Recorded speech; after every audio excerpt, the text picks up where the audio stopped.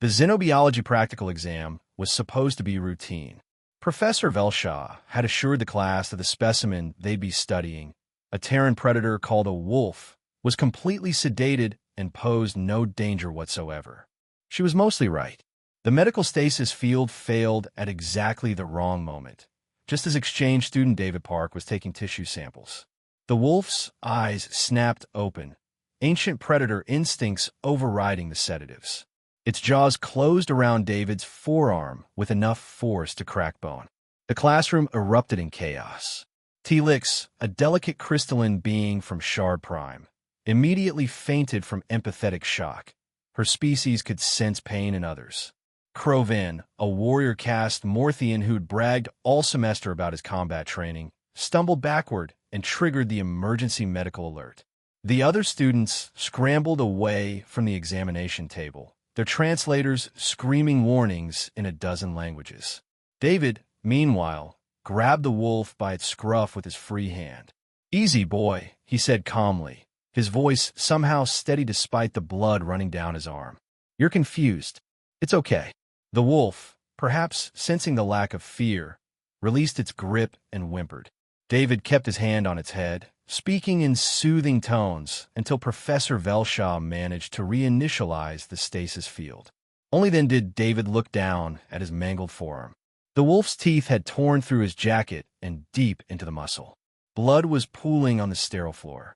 3 distinct puncture wounds were clearly visible, and his hand hung at an unnatural angle. "Oh," he said, tilting his head slightly. "Well, that's not ideal." "Not ideal." Crovin's translator barely handled the volume. "Your limb is compromised. You should be in shock. You should be unconscious." David blinked at him, confused by the reaction. "It's just a scratch, man. I've had worse." Professor Velshaw, a veteran educator who'd taught for 3 decades across 5 species, stared at her human student with something approaching horror. "David, I can see your radius bone. That is decidedly not just a scratch." "Really?" David squinted at his arm. "Huh. Yeah. Okay. That's probably broken. Should I head to medical?" "Should you?"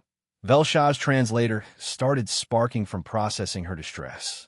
She manually switched to Galactic Common, forcing herself to stay calm. "Yes, David. You should go to medical. Immediately. Before you bleed out in my classroom." "Cool, cool."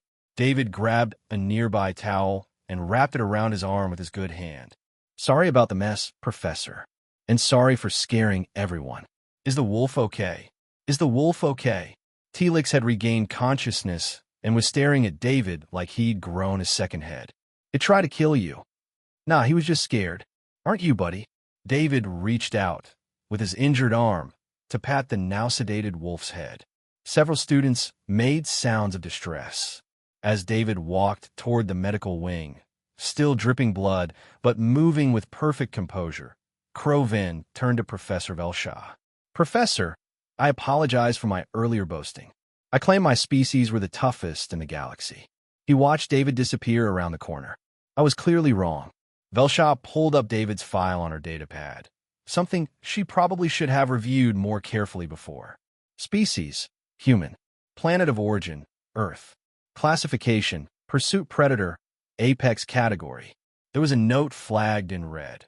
"Warning, species exhibits abnormal pain tolerance and stress response. Injuries may not be immediately apparent. Do not rely on human self-assessment of medical status." "Class dismissed," Velshaw said quietly. "And someone please inform medical that the human will absolutely underestimate his injuries. Tell them it's probably worse than he says as a default assumption." In the medical wing, David was arguing with the doctor. "I'm telling you it's fine. Just slap some bandages on it. Your bone is fractured in 3 places." "Yeah, but like small fractures, right?" The doctor, a 6-armed Mechlin with 50 years of experience, added a new note to the human medical protocol. Never trust a human's assessment of their own injuries.